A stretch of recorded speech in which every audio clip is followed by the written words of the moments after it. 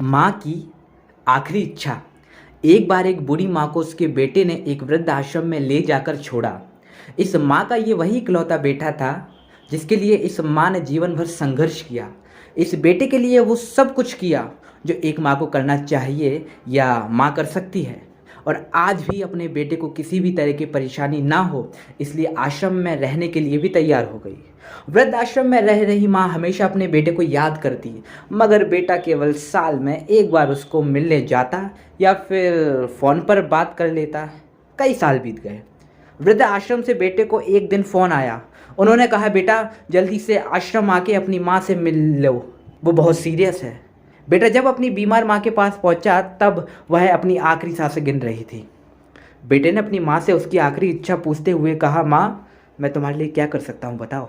माँ ने कहा, बेटा इस आश्रम में गर्मी और मच्छर बहुत ज़्यादा है, यहाँ पर कुछ पंखे लगवा देना। फ्रीज ना होने की वजह से यहाँ पर हम बूढ़ों को कई बार भूखे पेट ही सोना पड़ता है क्योंकि किसी ने दिया हुआ खाना खराब होने से नहीं बचा पाते। तो इस आश्रम के लिए एक दो फ्रीज भी खरीद कर दे देना। बेटे ने अपनी माँ की सारी बात सुनी और अपनी माँ से पूछा, आपने इतने साल यहाँ पर निकाल दिए पर आपने कभी यह बातें मुझसे नहीं कही, और जब आपके पास टाइम नहीं बचा है तब आप यह सब कह रही है, ऐसा क्यों?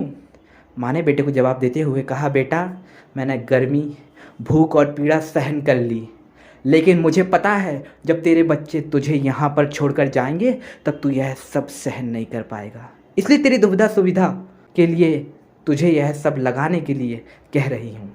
दोस्तों, माँ की ये आखिरी लाइन किसी भी बेटा या बेटी की आंखें खोलने के लिए सक्षम है। इतिहास हमेशा अपने आप को दोहराता है। अगर आप चाहते हैं कि आपके साथ अच्छा व्यवहार हो तो आपको भी दूसरे के साथ वैसा ही व्यवहार करना पड़ेगा।